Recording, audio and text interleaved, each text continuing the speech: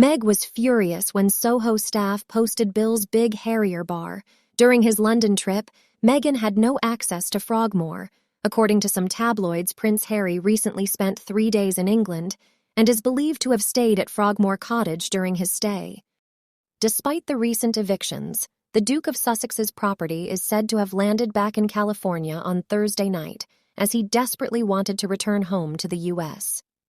Harry's flying visit mimicked his brief stay in England last month for the King's coronation, which he said he had stayed at the Frogmore Cottage home he once shared with Meghan Markle.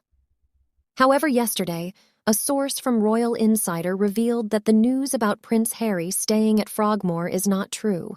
He is not allowed to access the palace. During his recent private trip, as neither King Charles and Prince William saw him, at the time Harry arrived in England. Charles was still on his visit to Romania, although he returned to England on Tuesday.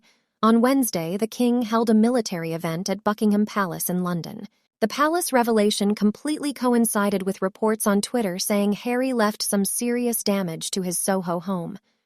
Other than the huge bar and food bill he didn't pay during his trip to London, he probably thought housemate Mark Sanderson would forgive the debt. Staff at Soho revealed his receipts on Twitter, but later deleted them. No one could see him living in the empty and deserted Frogmore Cottage.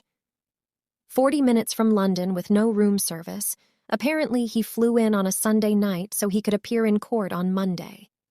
It is a lying excuse to say that he is on his son's birthday. Sunday night, he was partying at the Soho House, slightly worse for appearing on Monday.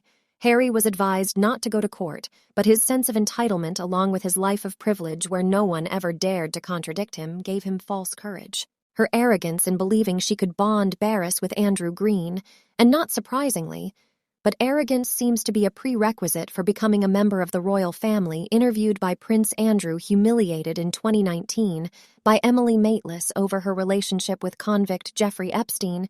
It was a car accident from a TV interview, but Harry thought he could take on Andrew Green, who would be 100 times tougher than a maidless Emily.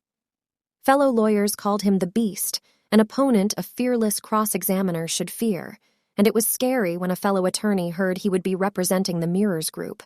He said he would be much more prepared than Prince Harry thought he would say, so they said Green would be cross-examining Harry in a very unflattering way.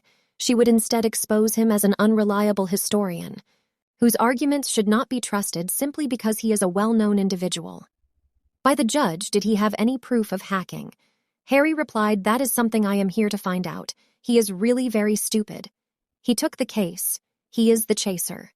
The burden of proof is completely on him. The Mirrors Group have nothing to prove."